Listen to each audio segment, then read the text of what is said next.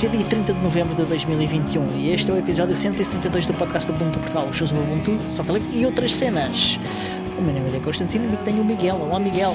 Olá, Diogo. Consegues falar mais rápido? Eu acho que consegui perceber quase tudo. Podias. Gol!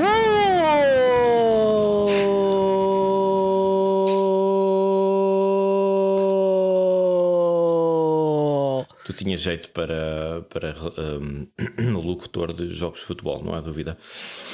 Não, eu ficava sem voz aos 5 minutos de jogo. Certamente. Olá aos patronos, obrigado por estarem aí desse lado. Hoje, como já viram, não há Tiago Carrondo, porque a Vodafone ainda não percebeu que isto de ter internet não é só para ser certos dias da semana.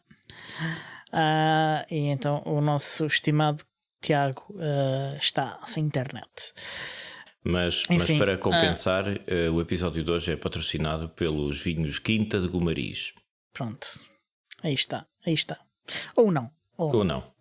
Eu tenho sempre esperança de que eles me enviem uma caixa, por isso eu vou repetir isto todos os episódios. Muito bem.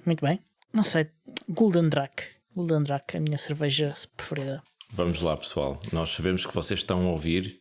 Por favor, façam-nos o favor. Façam isto acontecer. Olha, então, o que é que fizeste desde ontem? Alguma coisa interessante? Nós gravámos ontem, né? Para quem está a ouvir isto gravado, nós gravámos ontem outro episódio, o episódio 171. Hoje estamos a gravar de novo porque temos aqui umas limitações de calendário nestas próximas semanas. Então aproveitamos e gravamos 2 episódios. Não estragues a magia. Nós continuamos a fingir que isto é gravado todas as semanas para as pessoas perceberem: não, estes gajos são mesmo profissionais. Até durante o Natal eles trabalham, pá. Sim, senhor. Mas não, agora estragaste tudo, pá. E então, o que é que eu estive a fazer desde ontem? Fui sacudir o pó aos canhenhos. Sacudi o pó dos canhenhos. Aos canhenhos. Sacudi o pó às minhas sebentas e recuperei algumas lições de grego. Ui. É verdade. E o que é que eu aprendi ao estudar grego? Lembras daquela conversa que nós tivemos no episódio anterior sobre a escassez de matérias-primas e os problemas nos circuitos de distribuição que estão a afetar sim. A produção de microprocessadores e circuitos eletrónicos por esse mundo fora? Pois eu dei de caras com um artigo fantástico de um site que é supostamente baseado numa expressão grega, e eu vou tentar ler isto muito devagar. Eudaimonia. Repitam comigo: eudaimonia, que é uma expressão grega 3 vezes depressa. Eudaimonia, que é uma expressão grega que significa um estado de exaltação e de felicidade e de bem-estar. Eudaimonia. Já aprendemos qualquer coisa hoje, bem. Ok? E então... Pronto, e ficamos por aqui, que é para estragar o resto do episódio. E então, o que é que isto tem a ver com alguma coisa? Bom, esbarrei com esse site na internet em que está um artigo publicado que diz como título: It's not a supply chain crisis, it's a failing economy. E ironicamente o nome do site tem a ver com esse estado de exaltação e bem-estar, mas o autor do artigo, que é o Umair Hakka, Umair Hakka é o nome do autor, ele apresenta um artigo que é depressivo até à quinta casa. É uma catástrofe. A razão pela qual estamos a sofrer esses problemas de abastecimento, diz ele, não tem nada a ver com cadeias de distribuição, tem a ver com uma inflação galopante que vem aí e problemas na extração de recursos e matérias-primas, porque estamos a destruir o planeta com a extração excessiva de recursos. Ele pinta um quadro tão negro, que eu fiquei deprimido só de ler aquilo. Mas vale a pena deitar uma vista de olhos, porque eu desconfio que o rapaz não é cientista, não tem dados que sustentem essa tese, mas é uma leitura muito engraçada, porque há ali qualquer coisa que se calhar devíamos estar atentos. Mas pronto.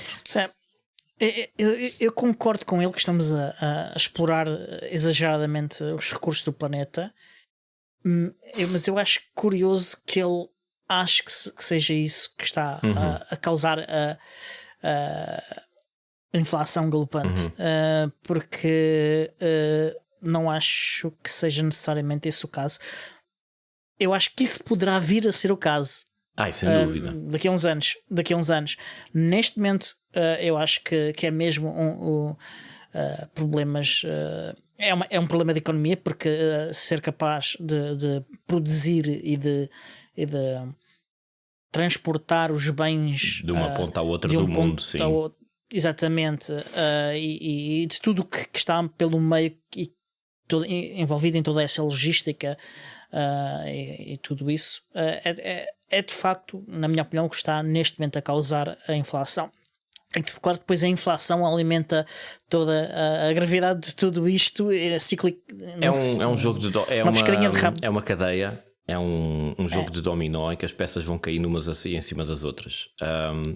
Mas enfim. E depois é uma pescadinha de rabo da boca, porque autoalimenta-se este problema. Sim, mas achei muita graça ao artigo porque é um bocadinho contracorrente e levanta ali algumas lebres que vale a pena deitar uma vista de olhos. Mas pronto.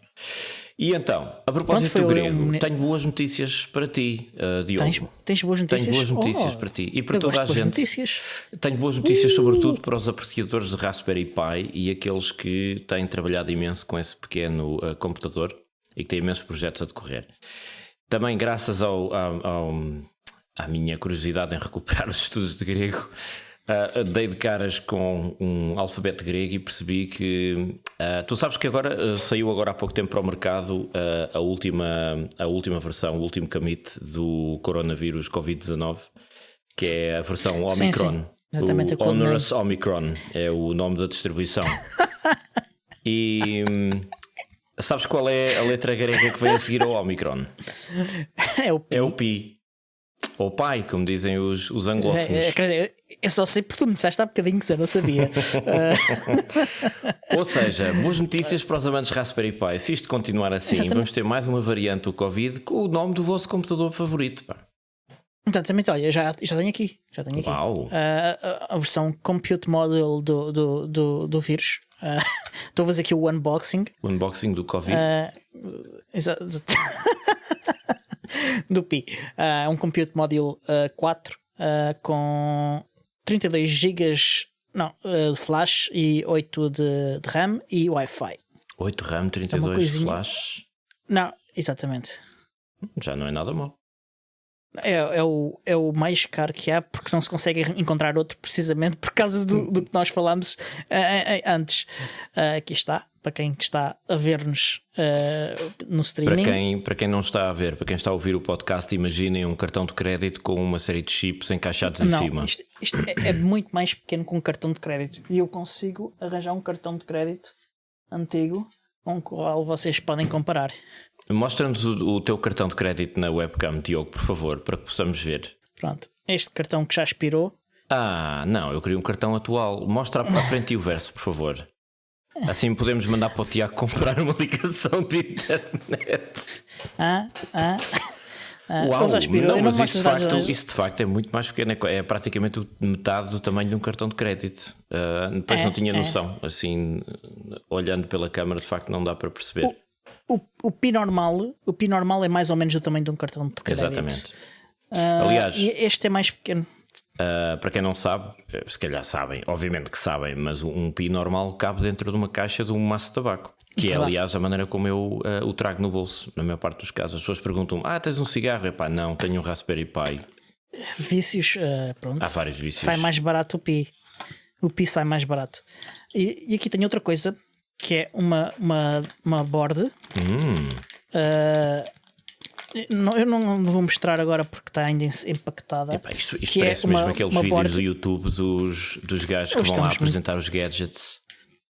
Exatamente. Isto é uma DF Robot. É da DF Robot. É uma board desenhada para funcionar como um pequeno router. Ele tem duas interfaces Ethernet. Explica lá melhor isso. Portanto, tem duas entradas para a rede, por cabo. Tu ligas por cabo. Tu fazes o attach daquela board do Compute 4 aqui na parte de baixo. ligas os cabos todos e instalas o OpenWRT ou o Ubuntu num cartão de memória e tens um router, um pequeno router. Maravilha. Só para compararem, isto é a caixa do transformador. Pois, para quem só está a ouvir, a proporção é ridícula, porque na caixa do transformador caberiam uns 50 compute modules lá dentro. Para aí. Isto é a caixinha para o dispositivo, que ainda está por montar. Eu recebi isto hoje, mas como andei a passear o dia todo na rua, não o montei. É um projeto para amanhã. Depois posso emprestar isto ao Tiago, caso ele precise para ter net. Isso é do tipo de projetos que eu gostava de explorar, até para aprender mais qualquer coisa sobre isso. E descubro que por causa das obrigações profissionais e não só, quase nunca tenho tempo. Tu chegas ao fim do dia. Tens de trabalhar para viver. É verdade, é verdade. Tão século passado. Eu sou. Bom, é muito working class, século XIX. Mas sim. Mas pronto, é daqueles projetos que eu gostava mesmo de explorar, que era fazer precisamente um router e isso tudo. Mas além de me faltarem os conhecimentos, falta-me tempo. Porque quando alguém como tu ou o Tiago, que já tem muitos conhecimentos, deitam as mãos aos materiais, depois é uma questão de explorar, configurar, enfim, entreter-se ali um bocadinho a fazer a coisa bem feita, não é? E isso ainda dá trabalho, ainda leva tempo, mesmo com as pessoas que têm experiência. Para um gajo como eu, a curva de aprendizagem é muito grande e tens de começar com passinhos de bebê. Começas mesmo pelo básico e vais explorando, vais lendo, vais aprendendo. Eventualmente vais vendo uns vídeos na internet de gajos que sabem mais do que tu, que é o que faz a maior parte das pessoas.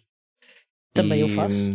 E pronto, vais desenvolvendo os teus conhecimentos de maneira prática isso tem muito a ver. A melhor maneira das pessoas aprenderem as coisas, da minha experiência como formador e também de ter tido aulas com outras pessoas, sobretudo o ensino de adultos, as pessoas aprendem muito eficazmente quando têm algum tipo de interesse pessoal naquilo que estão a aprender, quando estão motivadas para o fazer, sabes? Quando tu dizes assim, eu agora queria fazer um router porque preciso mesmo, não importa que razão, é quando elas de facto investem mais tempo e trabalho na aprendizagem. E tu notas isso em tudo na vida. É normal. É normal que a maior parte das pessoas tenha essa motivação. Há também, principalmente na malta jovem com tempo livre, há a motivação, curiosidade. Sim, mas curiosidade também está lá sempre. E mesmo quando tu te predispões a levar um projeto para a frente, aquilo que mais me entusiasma quando eu me ponho a fazer bric-a-bracs é também essa satisfação da curiosidade. Deixa-me lá ver como é que isto funciona, sabes? Isso está lá sempre, acho eu. Eu acho que não. Com certo tipo de pessoas, sim. Eu não acredito que esteja como todas. Há pessoas que não têm essa propensão tão desenvolvida como outras, ou têm desenvolvida noutras áreas, não na informática. Sim, eu falo de modo geral, não é apenas de informática ou eletrónica, claro. Embora o público-alvo do podcast seja sobretudo pessoas que se interessam por isso, mas isto vale para todas as áreas da vida. Tu podes querer aprender a cozinhar ou aprender a fazer cerveja artesanal ou francesinhas.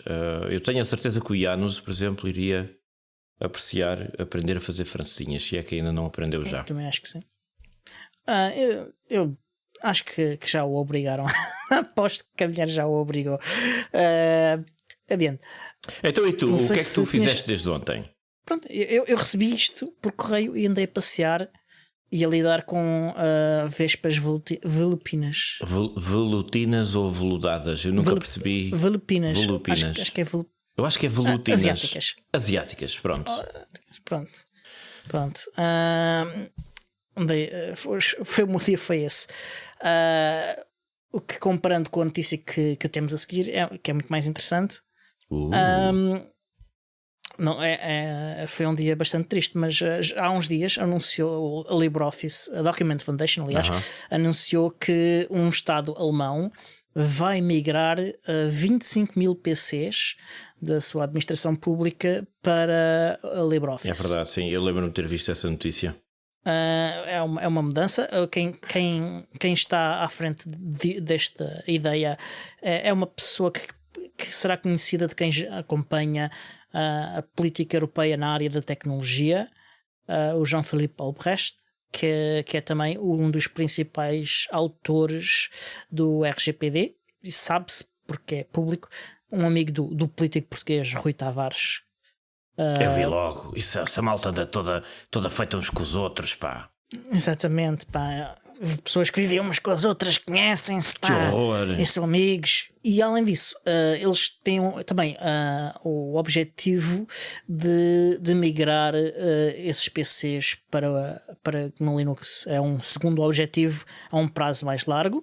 E para isso eles têm estado a avaliar várias distribuições de Linux.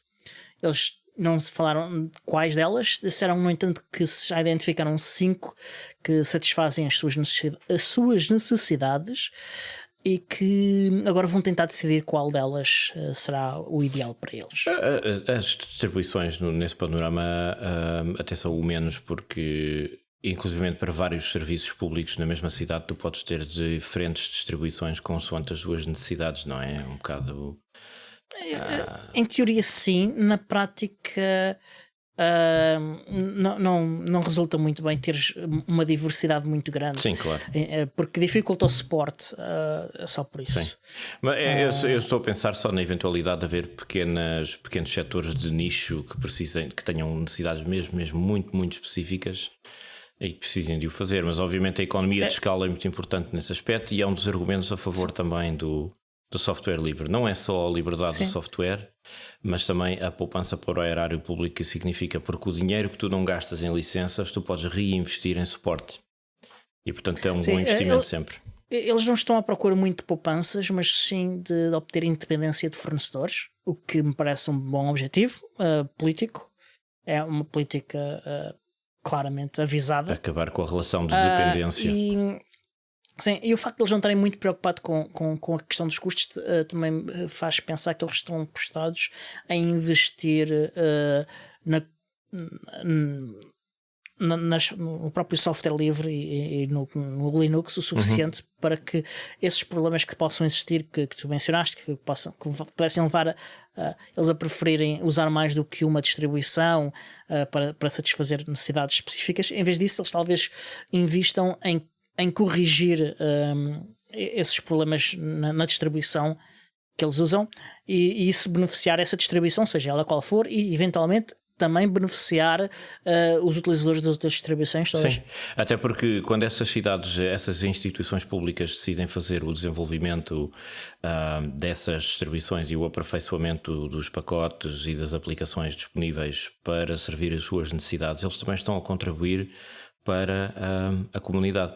Eu dou-te o exemplo de um software livre de sistemas de informação geográfica que é o QGIS, que é um software, é um sistema de informação geográfica, é o tipo de software que tu usas para fazer mapas, é muito usado em câmaras municipais por essa Europa fora, instituições públicas sobretudo. E é um excelente exemplo disso, porque há várias cidades europeias, em Itália, em França e na Alemanha, se não estou em erro, posso estar enganado, que contribuem regularmente para o desenvolvimento desse software de forma livre, ou seja, eles pegam no código-fonte, desenvolvem, corrigem bugs ou desenvolvem novas funcionalidades e depois isso é enviado para a distribuição desse software, depois é aprovado ou não, é auditado, aquelas coisas habituais, e o software vai desenvolvendo e vai crescendo dessa maneira. Ao contrário do software proprietário, isto é uma coisa que tu podes fazer, ou seja, o investimento que já fizeste na compra do software e no suporte, isso tudo, acaba por beneficiar toda a gente, porque no fundo também estás a contribuir para a sua evolução. Isso são excelentes notícias. Agora, vamos lá ver se não acontece o mesmo que aconteceu em Munique. Não sei se te recordas. O que aconteceu em Munique tem várias razões. Há razões políticas. E foi sobretudo uma razão política, diria eu. Sim.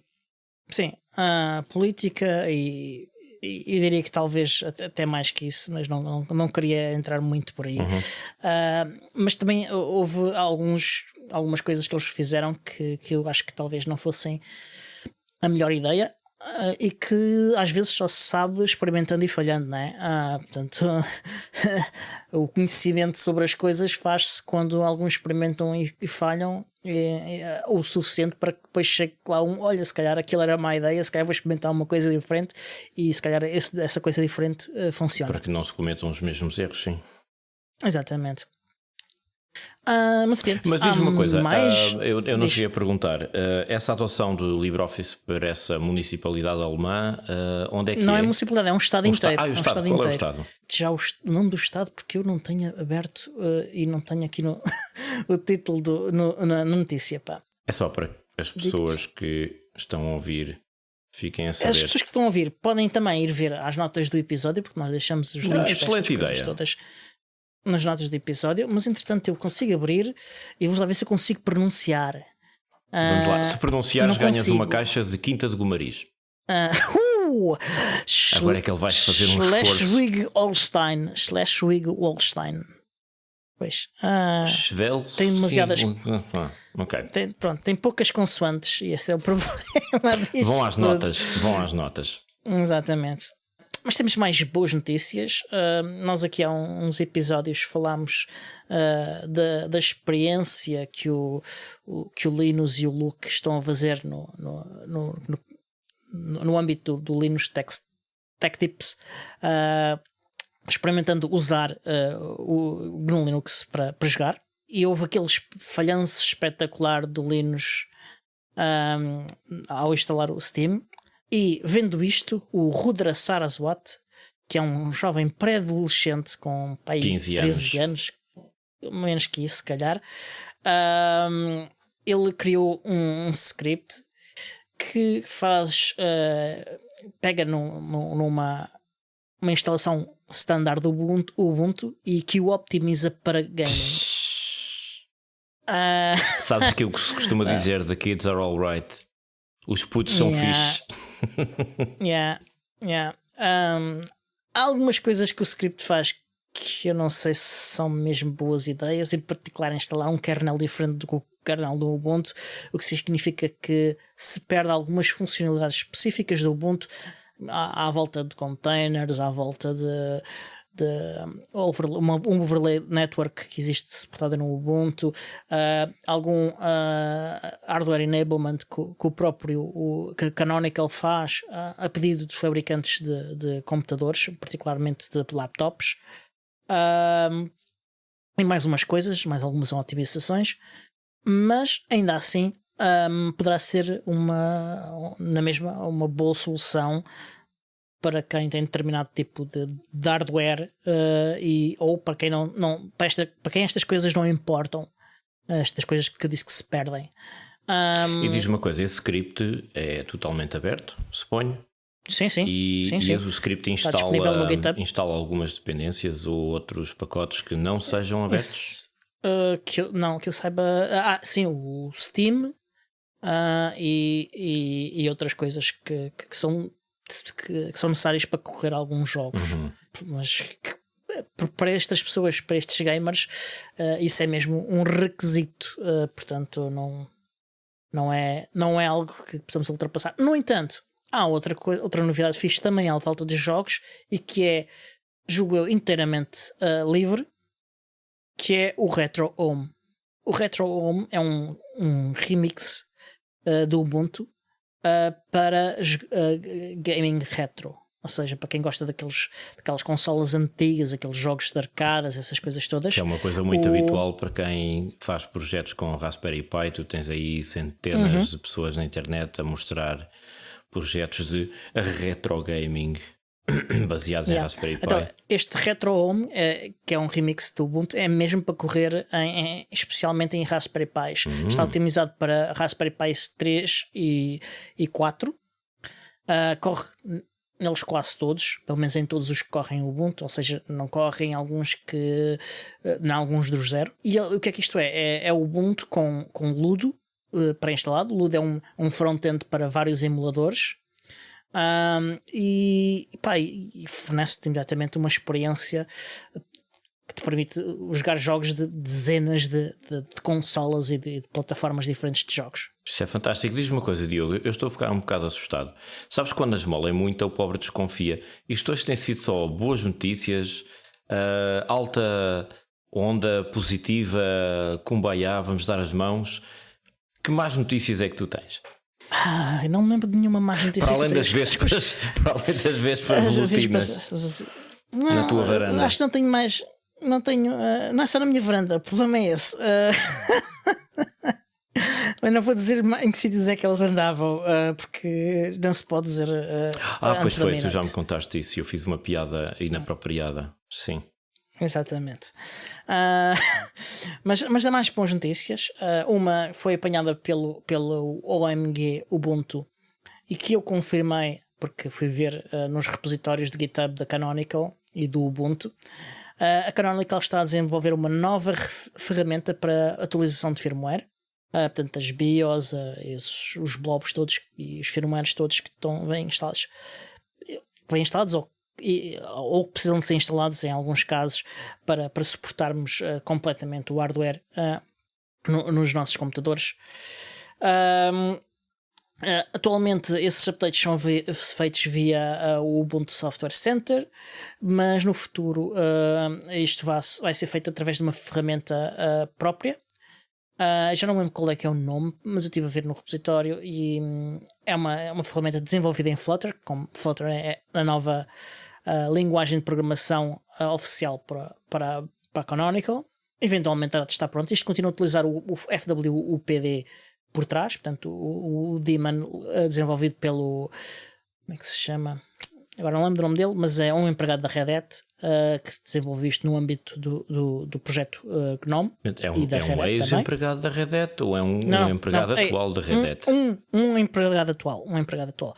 Que este FWUPD é de facto o standard no Linux para atualizações de firmware, instalação e atualizações de firmware, e com o qual muitos fabricantes de hardware cooperam. Os puristas dirão que a Canonical está a dar vazão aos bitblobs todos que algumas pessoas acham inconvenientes, certo? Em alguns casos são essenciais para que o hardware possa ser usado e são infelizmente essenciais. Exatamente. E não os atualizar muitas vezes pode expor as pessoas a perigos de segurança, daí ou de corrupção do próprio software em caso de mau funcionamento. Eu estou a ver os partidários do software livre mais puristas a dizer não, instalar essa porcaria é que corrompe o computador. Eu não acho. Eu, por uma questão de princípio. Até porque uma parte destes firmware já vem instalado, eles precisam de ser atualizados para que não cause problemas. E sim, eles têm frequentemente problemas. Como todo o software. O software é criado por seres humanos, é uma coisa que nós temos que nos lembrar de vez em quando. Já há software gerado por AI, mas. Meu Deus, é horrível. E como diria o AL 9000 do 2001, Odisseia no Espaço, os seres humanos, é assim, é uma chatice. Não foi textualmente o que ele disse, mas anda lá perto. Sim. Can't do that, Dave. Stop, Dave. What are you doing, Dave? Pois. Mais notícias, mais boas notícias. Isto é um Canonical é um fartote. A Canonical fez o backport do Thunderbird 91 para as versões mais antigas do Ubuntu. Fez isto por motivos de segurança, havia uma falha de segurança importante no Thunderbird. E então, como não era possível ou não era facilmente implementável uma correção do problema nas versões mais antigas do Thunderbird, a Canonical resolveu fazer o backport do Thunderbird 91 para as versões mais antigas do Ubuntu. Sabes que o Thunderbird tem uma falha de segurança enorme, chama-se e-mail. Não sei. Eu até gosto de e-mail. Acho que é um dos meios de comunicação mais abertos que existem. Se calhar demasiado abertos. Em alguns sentidos demasiado aberto, mas é por isso que existe o PGP. Mais boas notícias. Fantástico. O Rudra Saraswat, que tem para aí uns 15 anos ou menos, ele acho que anda no 7º ano de escola, portanto tem menos de 15 anos de certeza. Uau. Que é conhecido também por criar, além daquele Game Ubuntu, aquele script que ele chamou de Game Ubuntu, criou também o Ubuntu Unity Remix, o Ubuntu Education Remix, o Ubuntu Web Remix, e ainda também desenvolve um sistema operativo chamado Skull System, que é uma alternativa ao Android e ao iOS. Isso é aquilo que nós no meio da tecnologia e da informática chamamos um grande Chrome, não é? Exatamente, e isto é o que um miúdo de 13 anos para aí faz, enquanto nós ele é originário de coisas... que país? Julgar pelo nome, na Índia, certo? Faz sentido, sim. A Índia está cheia de engenheiros. Ele provavelmente deve conhecer imensa gente também que desenvolve essas coisas todas, portanto está ali bem situado. Não sei. Mas pronto, ele demonstrou que todos os que criticam os snaps por terem uma loja centralizada controlada pela Canonical. Oh, não. Pois. Que não têm razão nessa crítica. Porque ele criou um projeto chamado Projeto Kib. Aliás, não é um projeto Kib. Nós já falámos, foi de um projeto que é o Projeto Kib, que foi criado por um outro autor. E ele, Kibi, Kibi, K-E-B-E. Sim, o Rudra criou um outro projeto. O Keb cria um fork do Snapd, do daemon, que corre nas nossas máquinas e que se liga à loja para descarregar para instalar os snaps e para buscar as atualizações, e que também implementa as funcionalidades de segurança, os snapshots e todas essas funcionalidades adicionais dos snaps. E o Rudra arranjou uma solução alternativa. Ele criou um wrapper à volta do Snapd, e esse wrapper utiliza funcionalidades nativas do próprio Snapd para aceder a uma loja alternativa e instalar snaps a partir dessa loja alternativa. Esse programa chama-se LOL Snap. O cliente chama-se LOL, o servidor chama-se LOL Server. LOL Server, LOL Snap. Dá mesmo vontade de falar com o rapaz e perguntar: olha lá, pá, mas tu tens 15 anos ou quê? Que raio não? Pois tens 15 anos. E a Canonical já reagiu à coisa? Já disse alguma coisa? Já disse sim, parabéns, disse, rapaz. Muito bem, boa ideia. Sim? Boa ideia. Estás a falar a sério? Ok. Felicitaram-no, promoveram o tweet em que ele anunciou isto largamente, e é uma ideia interessante. Isto permite fazer self-hosting da loja. Temos cada um de nós ter a sua própria loja, basicamente. Mas pronto, tem limitações. Os snaps que vocês instalam com esta loja têm de estar todos em modo Classic. Okay? Perdemos em si o confinamento, aquelas funcionalidades de segurança adicionais, né, destes snaps. A vantagem é que podemos até utilizar múltiplas lojas em simultâneo.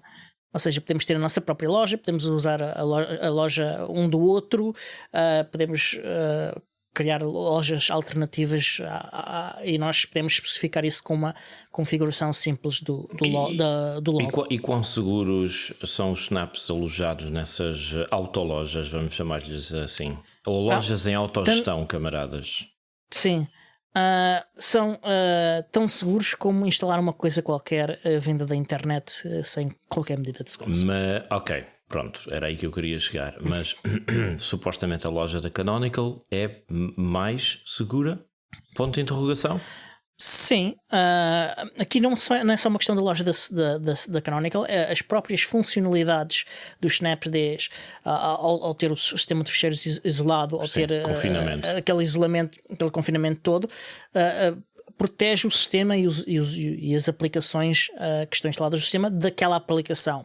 A loja da Canonical em si dá alguma segurança adicional, porque eles fazem scan aos pacotes que são carregados para a loja, e os que exigem permissões adicionais, eles ainda fazem scans adicionais, testes adicionais, reveem o código, pronto, e todas essas coisas. Daí que sim, que haja esta segurança Mas tu adicional. disseste há pouco que esta loja LOL, vamos chamar-lhe LOL do Rudra, tu disseste que os snaps assim instalados tinham que ser instalados em modo clássico e portanto perdiam a capacidade de confinamento. Quão arriscado é potenciar a multiplicação de lojas por aí, sabendo que há esse risco? Eu acho que isto é uma questão de responsabilidade de cada um sobre si próprio. Tu vais-nos falar de responsabilidade individual. Responsabilidade individual.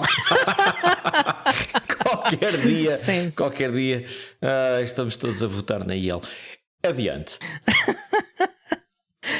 Não, mas o objetivo disto é nós termos os nossos próprios snaps, não é? Tanto nós estarmos a usar os snaps uns dos outros, mas ou se estamos a usar é porque confiamos especialmente naquela pessoa. Nunca confies em ninguém, Diogo. Nunca confies em ninguém. Pronto. Tu és demasiado otimista. Conhecido por isso. Eu também não quero andar a mexer nos snaps dos outros, pá. Acho assim, pá, é assim, pronto. Quem quer andar a mexer nos snaps dos outros, pronto, vá lá mexer e não sei o quê, eu respeito. Agora, pá, façam isso em casas lá de cada um, não é? Sim. Eu até tenho amigos meus que mexem nos snaps dos outros. Agora, pá, isso não, eu não quero. Não gosto, nunca gostei. Qual é o benefício disto? É que nós podemos ter a nossa própria infraestrutura a gerar os pacotes automaticamente a partir de um repositório do GitHub, e instalamos os snaps que não façam sentido por algum motivo estarem na loja oficial da Canonical. Conseguirias dar-nos um exemplo hipotético, sei lá, para perceber melhor aquilo que isso implica? Imagina um snap qualquer que... Imagina, tu modificas uma versão qualquer de um software para fazer uma coisa que só mesmo que só serve para ti mesmo. Já sei, então, uma base de dados de fotos de gatinhos. Nesse caso não seria bem assim, mas imagina que a foto tem gatinhos e gatinhos só com 3 patas. Tu queres uma base de dados de gatinhos só com 3 patas. O que tu fazes é replicares para um repositório teu a base de dados dos gatinhos com 4 patas, modificares a base de dados para terem só 3 patas e depois gerar uma build automática cada vez que fazes uma modificação à base de dados, utilizando um software que nós já aqui falámos que faz essas builds. Agora é o Fabric, acho eu, sim, que está disponível na Snap Store. Vocês podem instalar e ele que faz olha para repositórios de GitHub e cada vez que alguém faz um commit de uma coisa, ele gera uma build nova. E isto em simultâneo com a build, vamos dizer, normal? Com a build normal do Snap original, ou seja, tens quase uma coisa... Se o Snap original está na Store, okay. O Snap original está na Store oficial, e o que isto faz é que tu instalas no teu computador o Fábrica olha para aquele repositório Git ou do que for, e que tu estás a modificar, e ele gera-te um pacote Snap teu que está na tua máquina, ok? E que ele disponibiliza via um servidor web, ok? Isto permite fazer com que neste pipeline se adicione também a LOL Store, a tua própria LOL Store no teu próprio computador, e automatizas então o pipeline todo de uma ponta à outra. A única coisa que tu fazes é fazer a modificação na base de dados. Está bem. Sim, senhor. Muito interessante. Eu queria só salvaguardar que, apesar do Diogo ter dado o exemplo dos gatinhos com 3 patas, o podcast do Ubuntu Portugal não apoia os maus tratos a animais. Exatamente. Ora, e com isto, deixa cá olhar pouco, ainda temos tempo. Hoje o Alfred Neumeier, que é um conhecido developer de aplicações para o Ubuntu Touch, como o Isodrive, o GhostScript. Não sei se conhece essas duas. O Isodrive tenho instalado no meu BQ, sim, e experimentei um par de vezes, mas o meu BQ infelizmente só tem 8 GB de espaço para guardar coisas, então não pude fazer grande uso daquilo. Portanto, este Pi tem mais storage que o meu BQ 4.5, é verdade. Mas também tenho um Fairphone 2 que tem uns extraordinários 16 gigas e que já dá para eu ouvir podcasts. O que já é. Que loucura! É verdade. Eu nem sei o que é de fazer com aqueles gigas todos. Disse o Miguel em 1999. Pois. Porque eu lembro-me quando comprei o meu primeiro PC, eu tinha um disco rígido com. Quantos gigas é que aquilo tinha?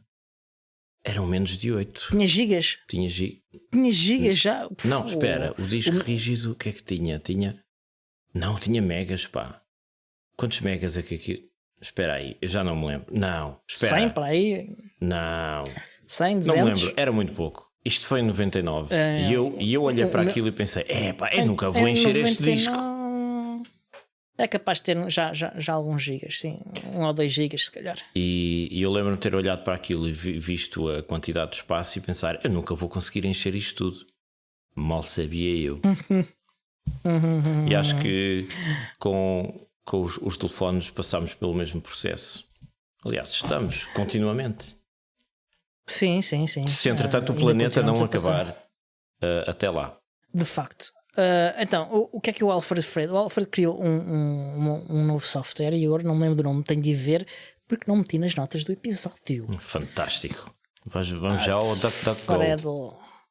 Não, vamos ao Twitter.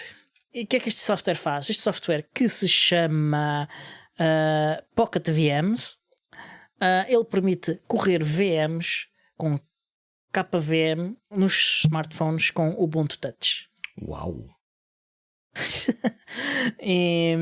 E esta versão 0.3 tem alguns melhoramentos no setup das VMs e do próprio software, e uma coisa muito interessante que é a possibilidade de acedermos às VMs por VNC. E isto é muito isso fixe. Isso vai dar imenso jeito. Eu tenho de arranjar um telefone que tenha a capacidade de fazer isso, porque o meu BQ provavelmente não dá conta do recado. Não, mas ontem já ouviste falar de um smartphone que tem essa capacidade. Os Volaphones. Já ouvi qualquer coisa assim sobre isso. Era o eu tenho que ir pesquisar. É um telefone. Os Volafone. Sim, os Volafone. E por falar nisso, ontem tivemos. Faltou falarmos um bocadinho disso no início do episódio. Ontem tivemos um convidado, o Janos Kell, esqueci o nome dele, e ele trabalha na equipa de marketing da Vola, e nós estivemos a falar um bocadinho sobre o estilo de vida alternativo com smartphones, usando quer o Vola OS, quer o Ubuntu Touch, em que não estamos constantemente a ser manipulados pelos fabricantes de software e pelo capitalismo de vigilância e pela economia da atenção para estarmos constantemente a olhar para o telefone e a ser monitorizados em tudo o que fazemos e a viciar-nos, basicamente. Sim, porque é assim que funciona a economia da atenção, é viciando as pessoas nas interações nas redes sociais, dando-lhes pequenas recompensas de dopamina, será? Dopamina no cérebro. É mesmo. Tu fazes ping e tu pensas, uma mensagem, uma notificação, e lá vais tu cair no... Exatamente. Sabes onde é que eu noto imenso isso? E é uma coisa que eu tenho notado cada vez mais nos últimos 10 anos. É no meu trabalho enquanto formador. Tu chegas a uma há coisa de uns anos atrás comecei a ter nas formações pessoas de uma determinada geração que não conseguem pôr o telefone de lado, e às tantas eu tive mesmo de impor uma regra muito simples, que é no início da formação vai tudo pôr o telefone no cacifo ou dentro desta caixa, e eles estão ali a ressacar, e tu vês que eles estão a ressacar. Então o momento da pausa é o momento em que vão todos a correr buscar o telefone e passam as pausas a olhar para o ecrã. E eu olho para aquilo. Nossa. Eu pertenço a outra geração e, portanto, para mim isto é estranhíssimo. Para eles, se calhar, faz sentido, pronto, mas é um bocado assustador. Mas enfim, eu não quero parecer um velho do Restelo Too late. Ainda mais. E pronto, a conversa esteve muito ao redor destes temas. E foi uma conversa muito interessante. Está em inglês, portanto, quem não percebe inglês temos pena. Colonialismo porque nós não vamos cultural. traduzir. Devíamos ter feito a conversa em alemão. Acho que sim. Ou em mirandês. Portanto, Mirandês é a língua cooficial do país. Tínhamos a obrigação de saber falar mirandês. Não é. É uma língua reconhecida oficialmente. Que pena. Não há documentação oficial da República escrita em mirandês. Nem é a principal diferença certo. entre ser uma língua oficial e uma língua reconhecida oficialmente. Há documentação a nível local, mas não nacional. Pois. Sim, mas não é legalmente obrigatório, é só numa tentativa de incentivar a utilização da língua. Por falar nas línguas asturo-leonesas, onde se inclui o mirandês, tens alguma novidade em relação às Astúrias? O que eu sei é que vive lá o nosso caro amigo Marcos Costalas, que luta pela oficialidade da língua do asturiano. Sim. Sei que houve aí passos em andamento nesse sentido, mas não sei qual é o resultado. Nem este é o melhor episódio. Este é o melhor podcast para as pessoas aprenderem sobre esse tema. Não, mas pronto, vão pesquisar. Não, mas eu perguntava-me porque acho que o nosso amigo Marcos Costalas tinha algumas novidades em relação àquela maravilhosa aplicação que ele desenvolve. Que eu digo que é a melhor aplicação para o Ubuntu Phone de longe. É a mais. Eu gosto imenso. Eu uso aquilo. É que eu mais uso a seguir ao Podbird e ao Morph Browser. Sim, é espetacular. E eu acho que havia uma novidade qualquer em relação à aplicação do Marcos Costalas e uma correlação com o Moedas da Câmara Municipal de Lisboa. Há uma relação misteriosa entre os dois assuntos. Exatamente. Queres falar-nos sobre isso? Sim. O Costalos adicionou já há algum tempo que nós temos esta notícia para dar, e daí isto já existe há algum tempo. Suporte para mapas do Ciclo OSM, que é uma comunidade que produz mapas baseados em OpenStreetMap, otimizados para ciclistas. E isto é uma novidade fixe. Ele já tinha a possibilidade de utilizar fazer caminhos para ciclistas e isso tudo, navegação para ciclistas, mas isto está agora otimizado, o que é melhor. Eu deixei aqui o desafio à comunidade em geral e a OCS, como por exemplo Lisboa para pessoas, para contribuírem para este projeto, o Ciclo OSM, de forma a beneficiar-nos todos. Quer dizer, um job tem uma aplicação otimizada para isto e ficam a conhecer também o Ubuntu Touch e o Nav. Sim, e sobretudo o Ubuntu Touch com o Nav optimizado para ciclovias. Espetáculo. Que é excelente. Portanto, toca a contribuir. E com isto, creio que estamos a chegar quase ao fim do episódio. Temos mais 5 ou 6 minutos. Não, temos 8 minutos e 10 segundos. Estás a contar isto bem? Ok, pronto. Temos 8 minutos à vontade. Isto é imenso tempo, ainda podemos falar tanta coisa como, por exemplo, pois assim de repente, não sei. Falta aqui o Tiago, né? Falta aqui o Tiago. Podíamos fazer pouco do Tiago nos últimos minutos, já que ele cá não está, aproveitávamos. Mas se a gente faz o dia todo. Ora, podíamos olhar para o Humble Bundle e ver se lá há algum bundle interessante para os nossos ouvintes. É provável que estejam a ouvir isto daqui a 2 semanas, portanto temos de ter cuidado com os bundles que falamos, mas talvez algum bundle fixe. Olha, estou aqui a olhar para Coding Like a Pro, 12 dias, não chega. Não chega, infelizmente não chega. Então, e sugestões de prendas de Natal? Comprem um Raspberry Pi se conseguirem encontrar um à venda. Comprem um Raspberry Pi. Eu acho que a Mauser ainda tinha alguns. Não tem muitos, não. Mas ainda tinha alguns que eu ainda fui lá ver, fui lá espreitar.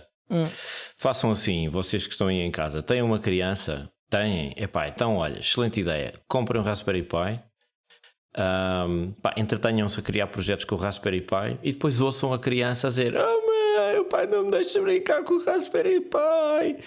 E pronto, e façam um pouco da criança, basicamente. Pronto, acho que sim. Acho que hoje podemos ficar por aqui. Quero só lembrar-vos que podem juntar-se à comunidade Ubuntu Portugal indo ao Telegram. Nós temos no nosso site e nas notas do episódio links para os grupos do Telegram da comunidade Ubuntu Portugal. Podem também subscrever o podcast, não ouçam apenas no site. É a forma mais. Subscrever é a forma, numa aplicação para podcasts, é a forma de obterem os episódios sempre que ele sai. De preferência numa aplicação de software livre. Exatamente, como o AntennaCast ou o Podbird, se usarem o Ubuntu Touch. Podem também ajudar-nos divulgando o podcast, falando dele e sobre ele. Com os vossos amigos. Se eles não quiserem ouvir, forcem-nos, e podem também contribuir para o podcast tornando-se patronos do podcast e assistir à gravação em direto destes episódios. Acho que resta só despedir-nos dos nossos ouvintes. Sim, senhores ouvintes, foi um prazer estar convosco esta noite, onde quer que estejam, no trânsito, em casa, na sauna, talvez num porto à espera de um navio que os levará. Deixa-me fazer a cena toda, a da rádio à meia-noite. E contamos com vocês no próximo episódio do Ubuntu Portugal Podcast. Ou podcast Ubuntu Portugal, perdão. Ups. E pode ser que da próxima vez, com o patrocínio da Vodafone, tenhamos a presença de Tiago Carrondo. Ou então simples competência básica da Vodafone. Resta-me então dizer que este show é produzido por mim, eu Constantino, pelo Miguel, pelo Tiago Carrondo, quando cá está. Infelizmente não foi o caso hoje. E editado pelo grande Alexandre Carrapiço, o Senhor Podcast, que podem visitar o seu site em senhorpodcast.pt. E até a próxima. Adeus.